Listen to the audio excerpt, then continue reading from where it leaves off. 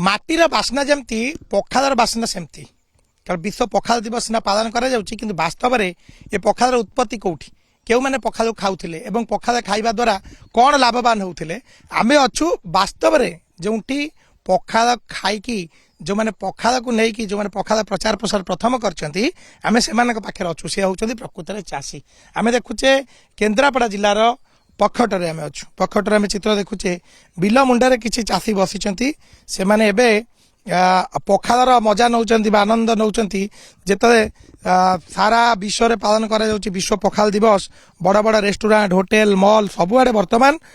पखालर चाहिदा कारण पखाल खाइबे एवं बहुत फैशन हो गलानी वर्तमान पखाल किंतु वास्तव में जो पखालर फैशनटा फैशन ना कौ मैंने खाऊले तेणु चाषी निश्चय प्रतिक्रिया नवा आम देखा आप जो पखाल खाऊं बर्तमान बसिकी पखालर कौन एमती चाहिदा रही जे चाषी बंदी लोक तेणु पखाल खाऊ सकाळू भोर खाई आसू पुणी पेट थंडा हवाई तापरे 9टा खंडे बेले खाऊ आपण जानिछथि आज पखाल दिवस बोली गोटे ना आमे एते कोन दरकार बुझिया आमे तो हमर चाषी बंदी लोक आमे एते जिनिस बुझिबु गाय चाषी लोक बुझिबा किछि दरकार नाही किंतु ये पखाल खाइले कोन हुए माने निश्चित भाव रे आउ जने चाषी प्रतिक्रिया नबा जे पखाल आपण चाष करिया जो माने आसंती एमाल पखाल खाते बड़ बड़ होटेल रे सब पखाल बिक्री होउछि बहुत पैसा आज पखाल दिवस पालन होउछि फोटो उठाब सब दिन पखाल खाउछु आ सब दिन कौन कौन सब पखाल मिसई खान पियाज लंका साग ए सब तो भजा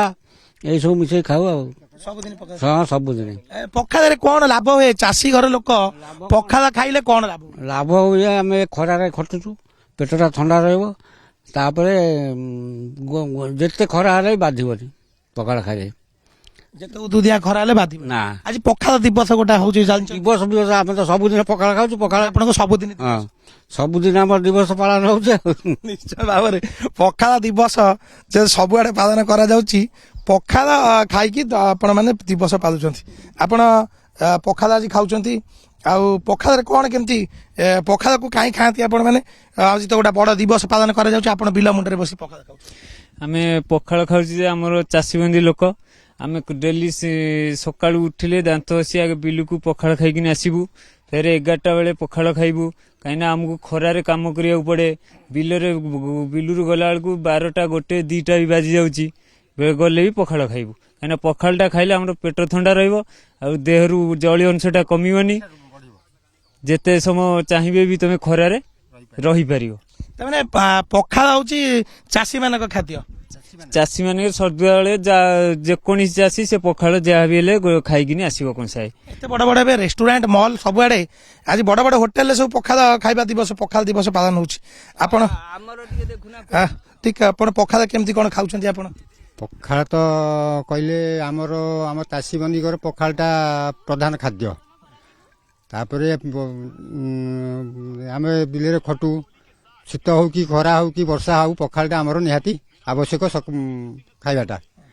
आउ पखाल तो छाड़ी हेनी खरा हो गरम जोर हो जलन से सुखी जाऊँ ना से पखालटा निहाती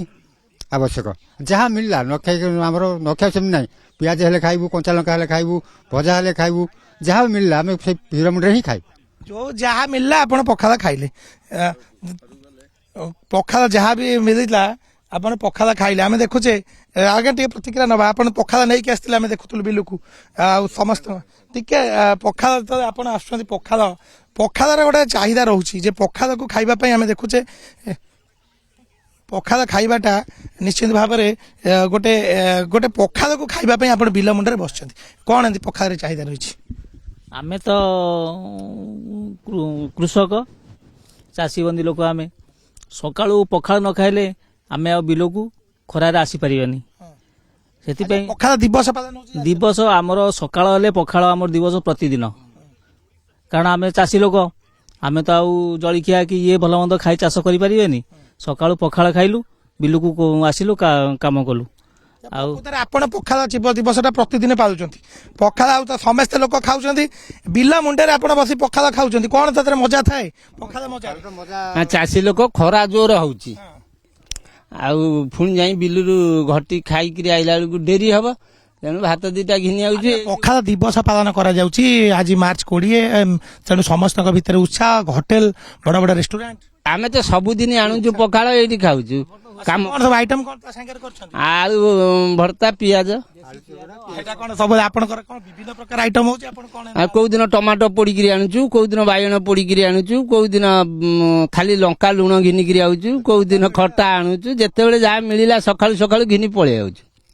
ପଖାଳ ଯେତେବେଳେ ଯେମିତି ମିଳିଲା ଖାଇଲେ। ତେଣୁ ପଖାଳର ଚାହିଦା ଆମେ ଦେଖୁଛେ କିଭଳି ଭାବରେ ଯେତେବେଳେ ପଖାଳର ଦିବସ ଯେ ତେନ୍ତୁଳି ଚକଡା ହେଇଛି ତା ସହିତ